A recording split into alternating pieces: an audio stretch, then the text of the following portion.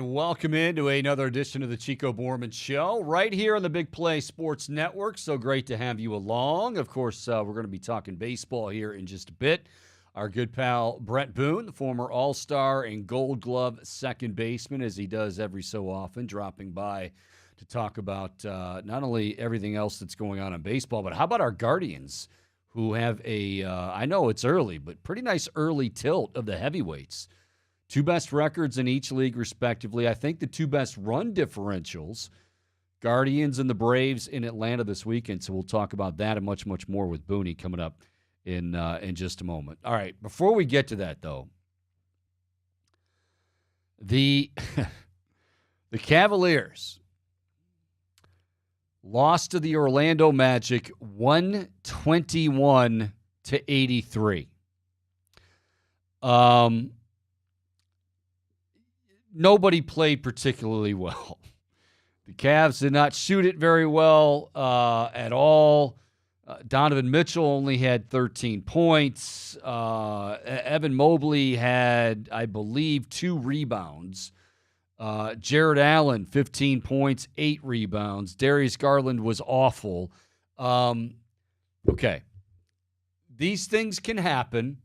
You can have a game where you don't play well, but I'm going to tell you something, and I've defended JB, and I will continue to defend JB. My defense of JB Bickerstaff is more about those of you that wanted him fired after last year, which I thought was ridiculous, and not giving enough credit for the regular season this year. But make no mistake, if they do not have a good postseason, so far it's still good. They're up 2-1 against Orlando, but his comments after the game, and I don't have them verbatim, and we're not gonna play them for you, but essentially it was kind of like an attitude of, like, well, lesson learned. Like, well, hey, you go on the road and they're gonna be fired up, and we just weren't ready. Now we know. What do you mean now we know? That's what last season was supposed to be about. That was the lesson that you learned at Madison Square Garden in winning only one game against the New York Knickerbockers. That was it. Like, wow, if you don't bring it every single... So, okay, you can excuse some things. Folks, last night was a disgrace. I mean, Orlando didn't... It's not like Orlando came out hot either. They missed their first 5 shots. And it just seemed like the Cavs were sleepwalking. And that everybody involved, Donovan, JB, Strus and Niang, continue to not shoot the ball. I don't know if they could find the ocean right about now. I like this team. I like these guys. I like the head coach. But that was absolutely pathetic. And, even hearing Jared Allen after the game talk about the great adjustments that Jamal Mosley made for Orlando kind of made me think, like, was that a shot? And this is what happens when you have games like this. You read into stuff that maybe you shouldn't read into. But I'm going to say it. Was that pointed at JB Bickerstaff as, you know what, we didn't really make any adjustments? Now, adjustments wouldn't have mattered if guys, didn't care, which they didn't seem to care from the opening tip. It's the playoffs, guys. And I don't want to hear like, oh, well, now we're ready. You should have learned that lesson all last year. We'll see what happens tomorrow, Saturday, 1 o'clock in the afternoon. It's a quick turnaround. They're able to rest a lot of guys. But, man, a lot's got to change. I'm willing to look the other way. But what is that effort going to look like on Saturday? Remains to be seen. This, all of a sudden, is a series until tomorrow. We'll be back with Talking Boone, talking baseball with Bret Boone, right here on the Chico Bormann Show on the Big Play Sports Network.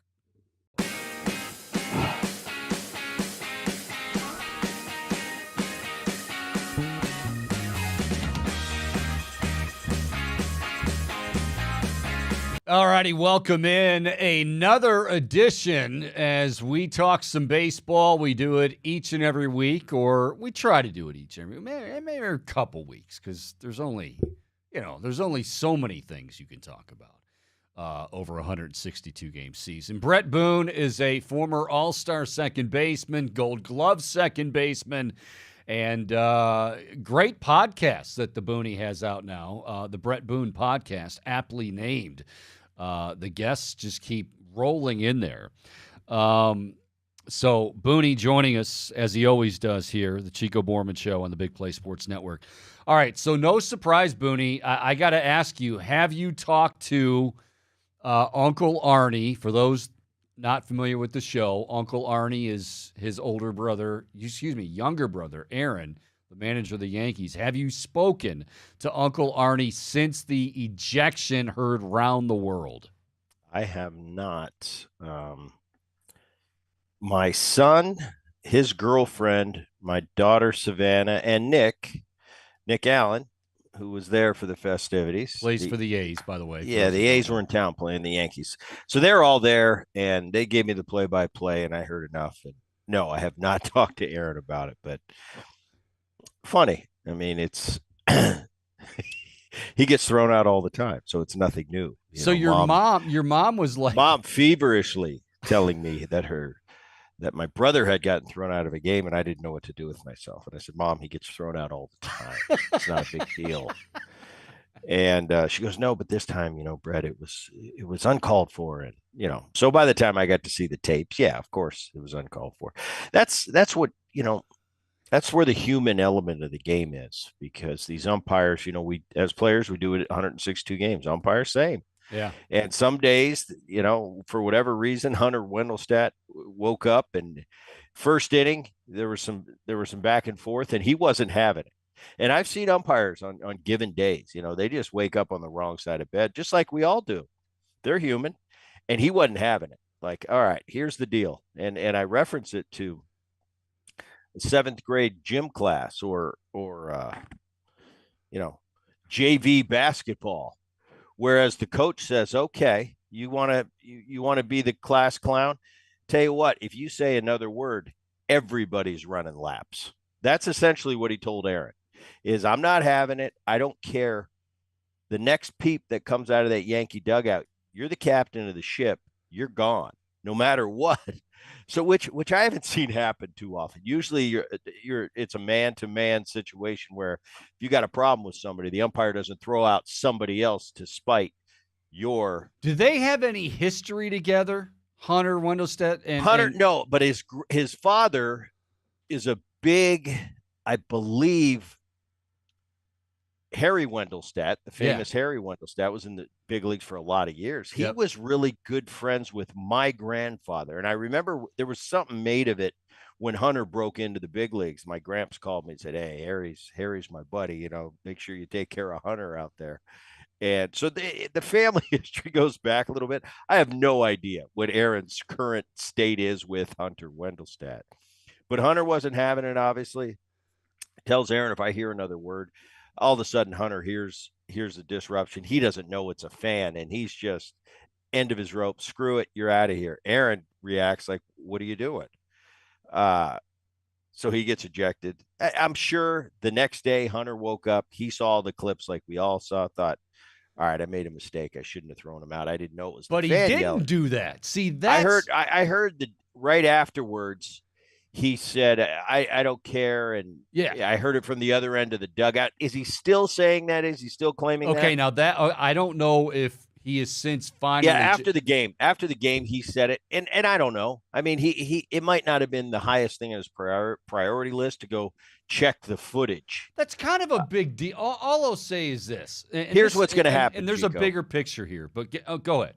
You go ahead. Here's what's going to happen. They're going to review it. They're going to find that Hunter was wrong. He's going to get a little slap on the wrist. And Aaron's going to be completely exonerated, which he should be. I look at Hunter. I don't take it personal. Sure. I think it was what it was. He was pissed. He thought he heard something from the dugout. At that point, his emotions are running high, and he goes, I don't care who it was. Get out. Aaron, you're gone. I gave you the rules. He had no idea that fan up there was the one that yelled, probably. So it was an honest mistake in the heat of the battle. I don't know. I don't know what's going on with him. I just thought at the very end when they did ask him about it afterwards. And then he's going to the end of the dugout And he kind of doubled down, and he just basically said, he's like, hey, you know what? You're the captain of the ship, and wherever it came from, you're responsible for it. Right. Like Hunter. But rational thinking, Yeah. when rational minds prevail, sleep on it for a night, you wake up, you realize that Aaron is not responsible for that guy in the crowd. But Hunter, after the game, I believe what you're referring to is he said, I thought I heard it come from the end of the bench. Yeah. So the old end of the bench defense. It was so funny because Arnie, right before the ejection, Arnie looks at almost like he had just gotten a manicure. Right. He's like looking down in his hand, and that nails a little. And then it was like, wait a minute, I'm gone. What? So that's the funny thing about Aaron is he's not a normal adult when it comes to reactions. You notice that, right? Yes. He's like a little kid. Yes. Because he is. That's not premeditated. Aaron doesn't think about these things. That's the way he's wired, which makes it. I've watched this my whole life. I mean, and I've talked about it before in the show. That's my brother when he was 8. It's the same kid. It's the same kid that hit a home run in our wiffle ball game in the backyard. I know it's a home run. I know it's fair, but I'm going to play with Aaron a little bit and tell him that it was foul. That's the reaction I would get then. I'm well knowing that it was fair. I'm going to ride this out for about a minute or two, see how worked up I can get him. That reaction he had right there, it's no different than when he's 8 years old. We're playing in Cardinal Ridge, New Jersey, in the backyard wiffle ball game. That's Aaron Boone, and that's the beauty of it because it's so authentic. Okay. And there's only a few guys that really know Aaron, and they're still childhood buddies of ours that we keep in contact. They see it, they laugh because they know that's exactly how Aaron used to act on the wiffle ball field. Okay, let me ask you this, Booney, because in addition, and that was a funny ha-ha type moment, but there have been quite a bit of, man, the umpires have been bad this year, and there's now talk more. It's a groundswell of support. Just go robot umps. And I've always been against it. I think you have as well. But, here's what I think, okay? And I've said this before about some of these veteran umpires, and I'm not including Hunter Wendelstedt in that, but Angel Hernandez, for instance. We've all seen the at-bat with Wyatt Langford where it's like, well, strike 1 is outside, strike 2 is even more outside. That strike 3 rings him up. It's even more outside than the first 2, but it's Angel Hernandez, and he's got to basically make everyone know, including Wyatt Langford, that I'm the boss. Why can't, and this is going to sound like a stupid question, but I don't know what the answer is to this. Could Major League Baseball just say, Angel Hernandez, you're fired? Like, we don't want you, forget about postseason or anything. We know you're not going to be there, or you shouldn't be there. You're just done because you're giving us a bad name. And every time he does crap like that, it brings up the topic of, well, do we need robotic umps? A lot of times it's the same few suspects that are just screwing it up over and over and over again for the other umpires. Yay or nay? Okay, I've got a long-winded answer for this. All right. And I don't know that the audience will really agree with me. Okay, recently I had Ted Barrett on my podcast. Ted Barrett's a 29-year veteran guy. He retired after the 2002 season. Love Teddy. Solid umpire.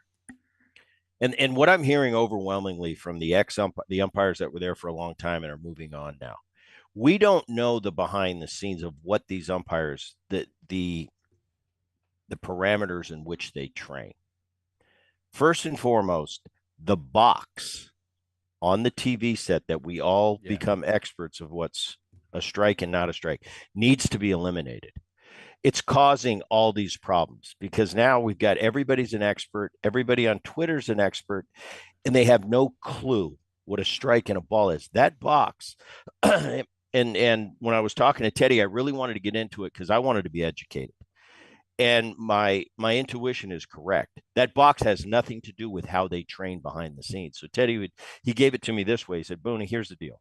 It's a no-win situation for us because I could go out, score a 98 in the game, which is a really good score. How they score the umpires behind the scenes, the umpire, coalition above them, they have a rating system and they have parameters. He said, I'll come back from a game. I could have scored a 98, but if I watch the replay, the commentators with that box on the screen will claim I missed 6 pitches. Well, 5 of those pitches I didn't miss in our training, which is, he said, and I can't play to the box on TV. He said the box on TV should be for entertainment purposes only. It has nothing to do with how we train. It has nothing to do with the parameters the players are given. So you can't fight that as an umpire. I truly think to this day the umpires are as good as they've ever been. It's just when we have the box up there, that's all the commentators talk about. Oh, is it hit the line? It hit the line. This guy's missing pitches, when really he's not missing pitches. Before the box, you didn't hear commentators talking about balls and strikes all the time because they had nothing definitive to correlate their answers to. Now, if it physically hits a part of the line, they have an argument, say, well, the box says it was a strike. Yeah, they're saying they've got it down to like it's 4.5 inches outside. Right. That has nothing to do with anything.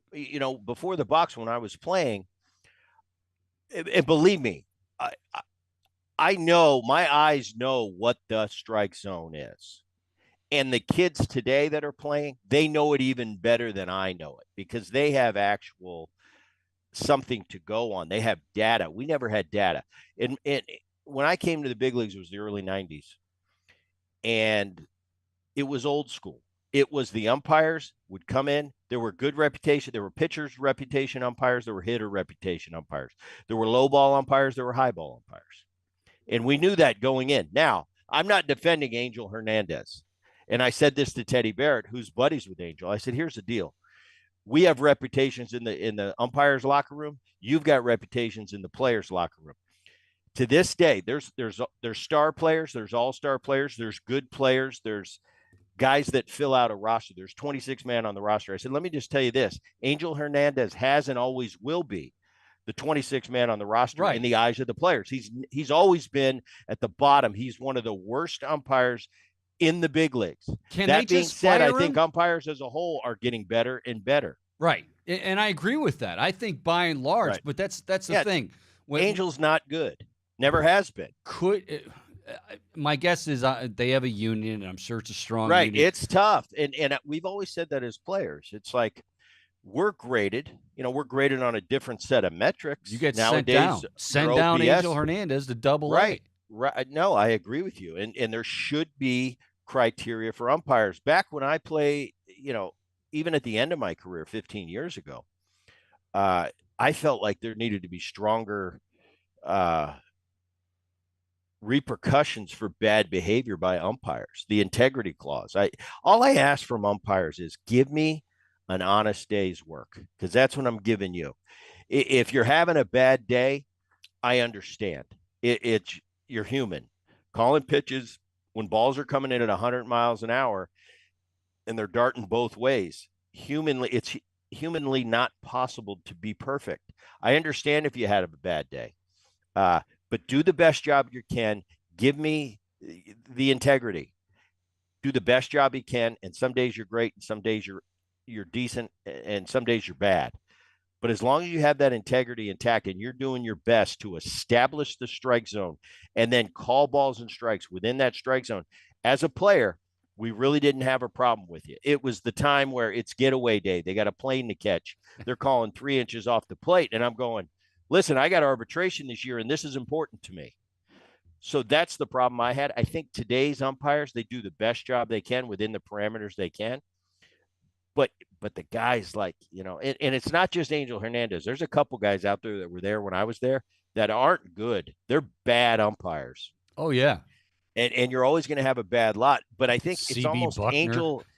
Yeah, without a doubt. There you go. And Angel's just kind of been the poster boy now, because something about him, the way he reacts to things, his personality. It's almost like he welcomes it. It's almost like he welcomes it, like it's taken on a part of his persona, and he he brings that. He doesn't shy away from it. He kind of hits it head on, and I think it makes it worse for him.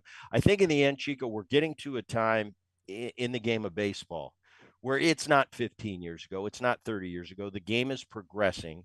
They went from, okay, you're an umpire, establish your zone, call it within your zone. Then it got to the point, and current day is, no, we don't want your zone. We want an official established zone, and we want every single umpire to call the same zone. You don't have the luxury of being a high ball umpire, low ball umpire, inside corner umpire, outside corner umpire. We want the exact zone called for everybody so the players know what they're getting. Actually, in sports, it makes sense. It makes sense as a hitter that I don't have day to day. Oh, so and so's behind the plate, better be swinging, or so and so's behind the plate.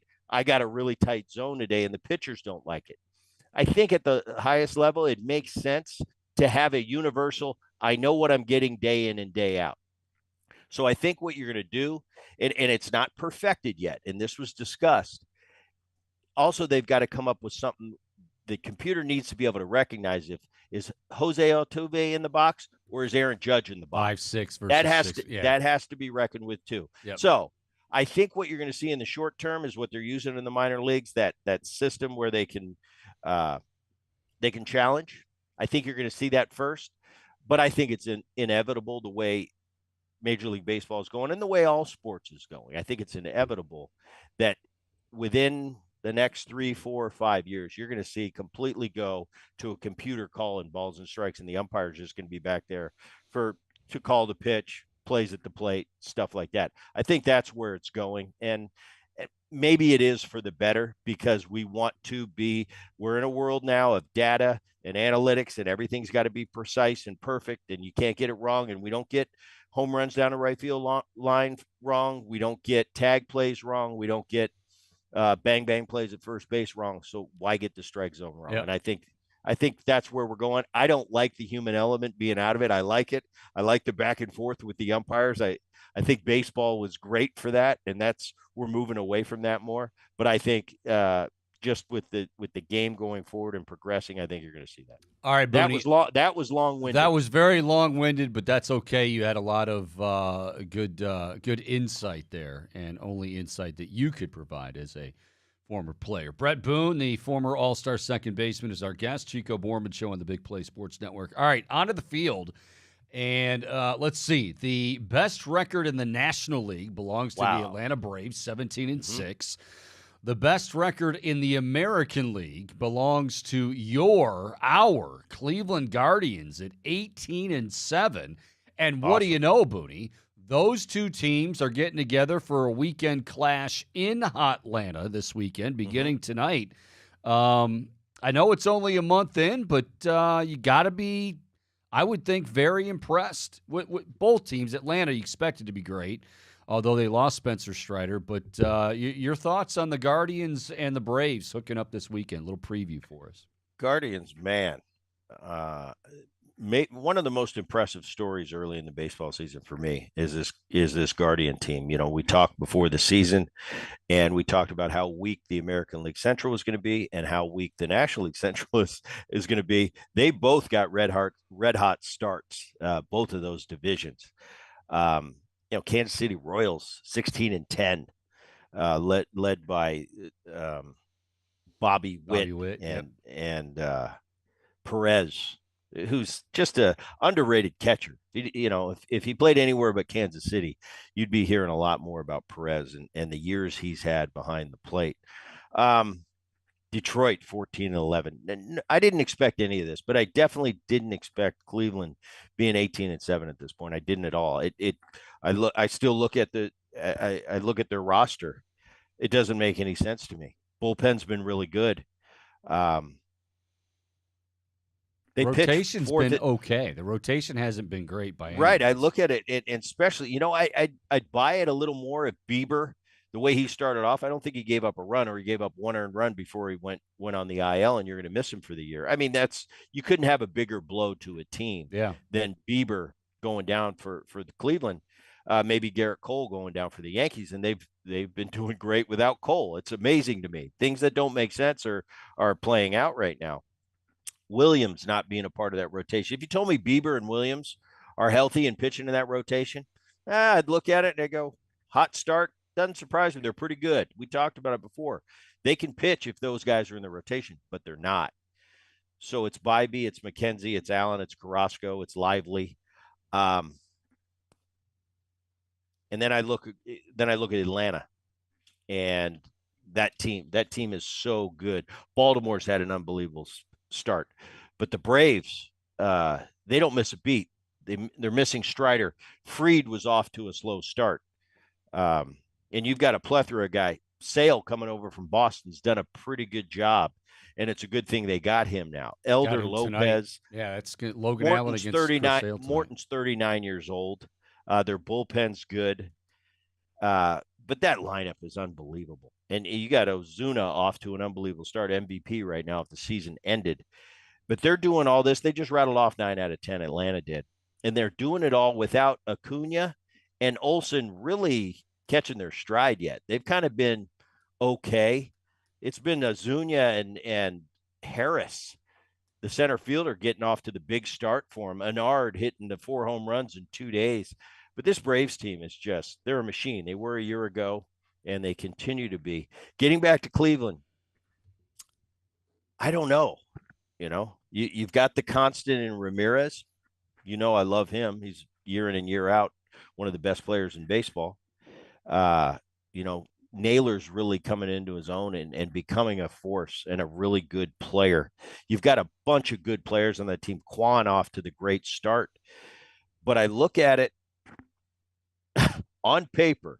I look at that pitching staff on paper, solid. Not 18-7. Not 18-7. I still think it's going to be a fight in that division. I don't think Minnesota's done. They're off to a slow start, but they've got some pretty good starting pitching in Minnesota. So I don't think it's over. It's great to see Cleveland getting off to a great start, but I don't know if I'm buying into this is going to be how the season's going to go in Cleveland. Okay, let me ask you a couple of we had the predictions at the beginning of the season, and one of yours, mine, I think everybody, why wouldn't you pick the Astros in the AL West? Well, Rangers there, I get it. But nobody thought the Astros would be 7-19. And by the way, correct. I looked at something today. You'd have to go back to, I believe the stat was 1914, the last time that a team was able to win a World Series in losing 19 of their first 26 games. So, again, we always say it's 1 month. But when you look at the Astros, Boone, I don't know. They went out. They needed depth in their bullpen. They didn't necessarily need a high-priced closer like they paid for in Josh Hader, 5 years, $95 million. And I know this is going to sound like hindsight, but they really didn't need him. They spent the money there. Now they have no depth in the bullpen. The rotation, obviously, like every other rotation, seemingly, is taking a hit. And then you've got guys, outside of Altuve. I mean, Bregman's struggling. Jose Abreu, I hate to say it, Jose Abreu's done. I mean, he can't do anything. You had them picked to win the American League West. Would you change it already just a month into the season? Would I wholeheartedly, can I please change? Please change. I'm not sleeping on the Astros. I think a lot of people are. And it could be possibly that this is the end of this pretty remarkable run they've gone on for the last 6, 7, 8 years. 7 straight ALCS, whatever it is, 8 straight. You're still, here's my thing, and these guys are all still in their prime. You got Altuve, you got the young shortstop, Pena, who had a down year, sophomore slump. He's off to a great start. Alvarez is one of the best offensive players in baseball, and so is Tucker, both MVP candidates. That offense, all in their prime, still really, really good, formidable, one of the best offenses in baseball. Joe Espada comes in to replace the great Dusty. Did that have anything to do with it? But to your point with the bullpen, management goes out and they make an assessment. They said, we've got a really good bullpen. We love Presley's done a great job for this organization. He's our closer. Yeah. So we're going to go out and we're going to get the best guy available because that's where we're going to spend our money. And it's cheaper than buying a big time starting pitcher, maybe in their thought. Well, the way the offseason played out, that wasn't necessarily the truth. But they go out and they get Hader, the best available, arguably the best closer in all of baseball the last 6 or 7 years. With the idea of this is nothing against Presley. We're very happy with Presley. We just want the best to add to that bullpen to be as good as we can. Well, that's great in hindsight, but you got to play the human element to it. The human element is Presley sitting there going, wait a minute, you're bringing in a closer? I'm a great closer. There are emotions, there are feelings that get involved. And now he hasn't been great. And now Brian Abreu right, they both have been tough. They both got off to tough starts. I think these guys are pros and it's going to work out. But in the early going, there's a lot of, wait a minute, this is my job. What are you doing coming in here? Wait a minute. I'm the best closer. I got this $95 million deal. I think in the end, they work it out and they become very viable guys like they have been. They're too good. They're still in their peak years. So I think that will work out.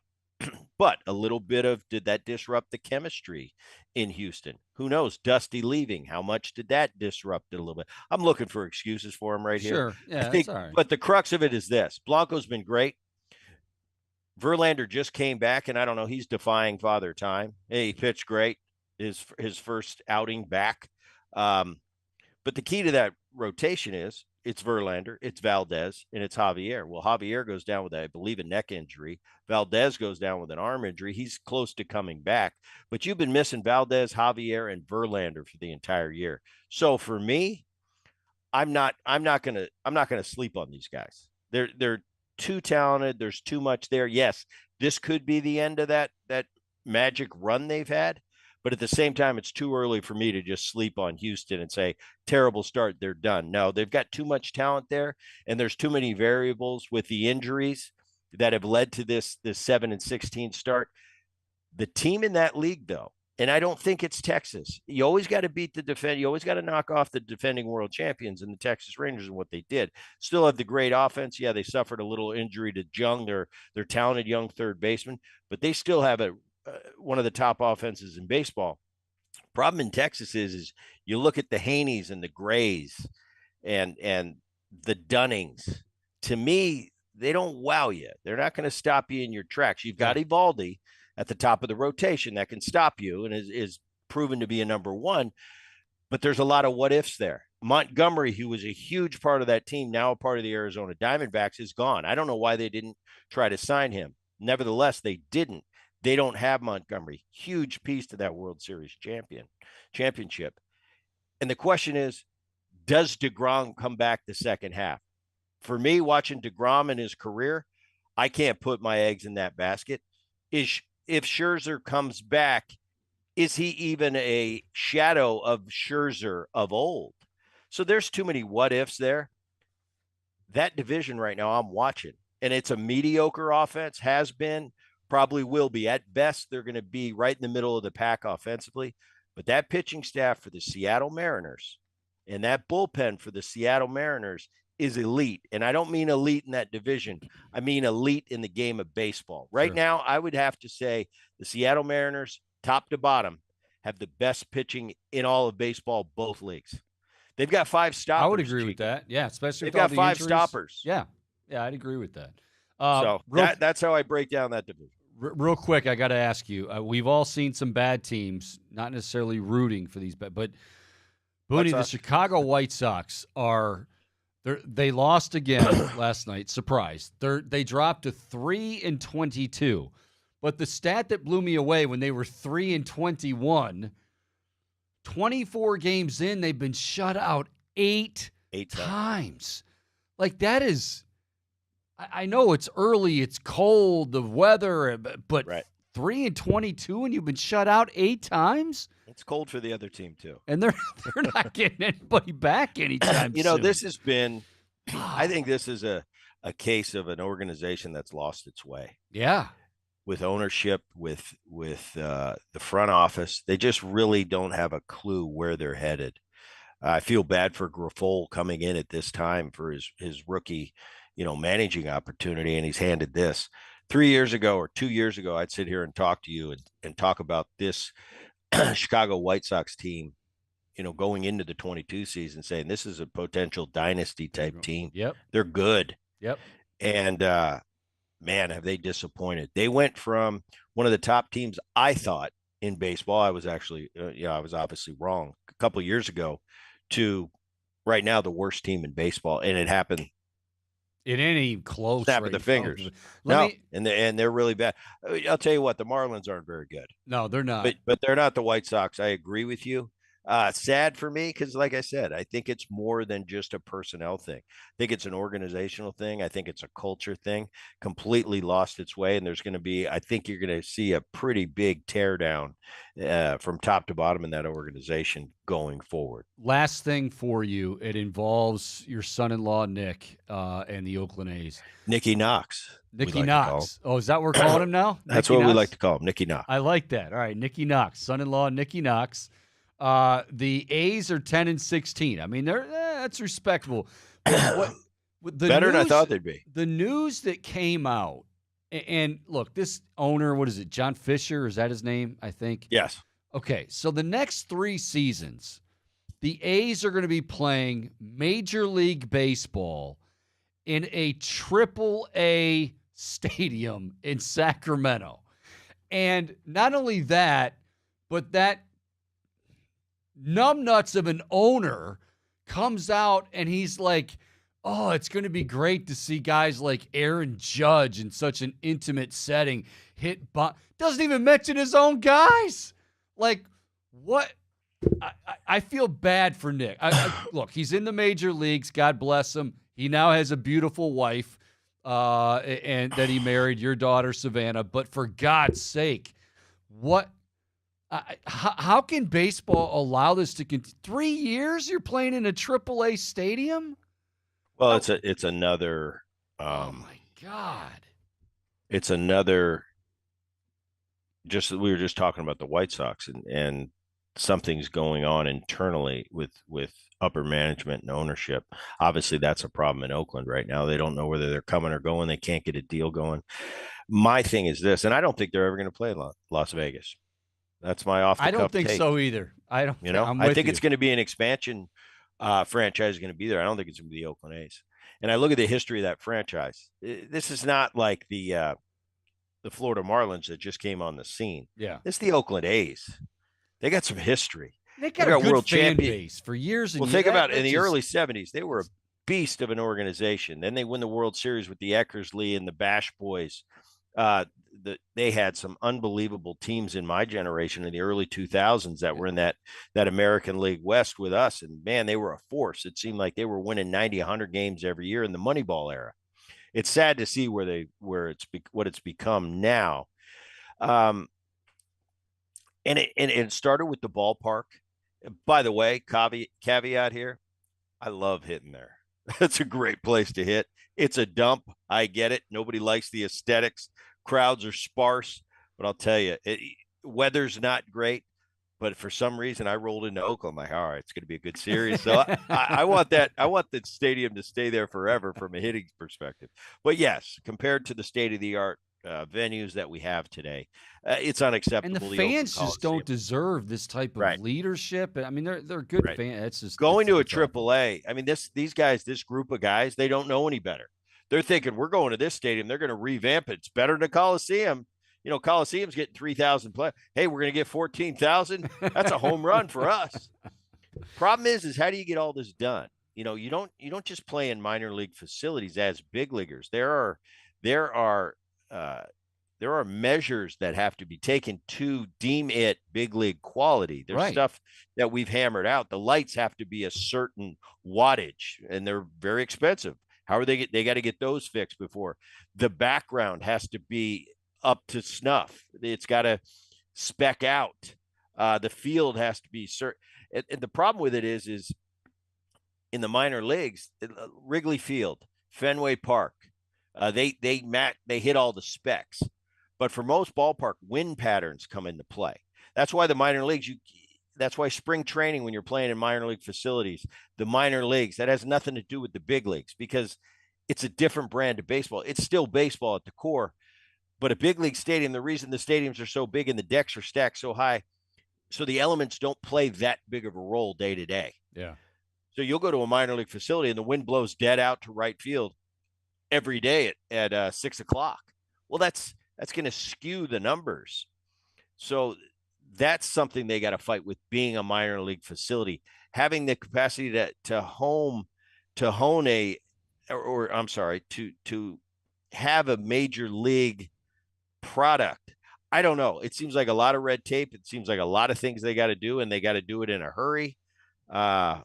At the end of the day, it's a minor league facility. Sad. But like I said, these current group of players that know no different think, well, at least we're getting out of the Coliseum and we're going to have a nice locker room. Who's coming up on the podcast? Who do I have coming up? I got Mike Blowers, who's the play-by-play guy, or the color man for the Mariners. We're going to check in with him. I've got a cool one next week. I've got, and on May 2nd, 2000, so 22 years ago, Mike Cameron in Chicago hit 4 home runs. Okay. And we went back-to-back twice in the first inning, never been done before in the history of baseball. And it's one of those memes every year. It's the Mike Cameron 4 home run day. And by the way, I get a little starring role because I did go back-to-back. You kind of make a cameo in there. Yeah. I got a cameo, but we're going to have a round table. I'm going to have John Rooney, who was on the call, now the voice of the St. Louis Cardinals, at the time was the voice of the Chicago White Sox. He called the game. So I'm going to have Rooney. We've got Jim Parquet, who gave up 4 of the homers that day. Only 1 to me, gave up 3 to Cammie. And then we're going to have, of course, the star of the show. And he's so excited. He's geeked up that we're giving an entire show to his greatness. He's the architect of the Boone, right? No, that was Mark McLemore. Mark McLemore, that's right. Right. That's right. But Cammie, he's so excited. I called Parquet, Jimmy, and had a great career in the big league. I said, Jimmy, Bret Boone. He goes, Bret Boone? I haven't talked to you in X amount of years. I said, yeah. I said, well, I got a question for you. Remember that game where you absolutely got your ass handed to you? We're going to talk about it. We're going to talk about it. You know what? To his credit, he had a great attitude. He's like, oh, yeah, bring me in for one of my worst days of my life. But he was a good sport about it. It's 22 years later. Yeah. It's part of history. It's like the game. You remember the Cleveland game they play on Baseball Classics all the time where you guys came back and beat the Seattle Mariners. You were down 12-1. Well, I was there.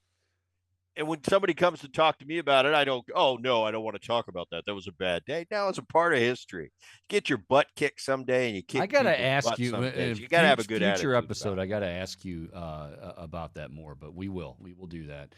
You got it along the way. I gave you a little extra insight just to, Always bring it, Booney, and you're allowed to come in whatever damn time you please, as far as you know. That's what I like hearing. All right, Booney, take care.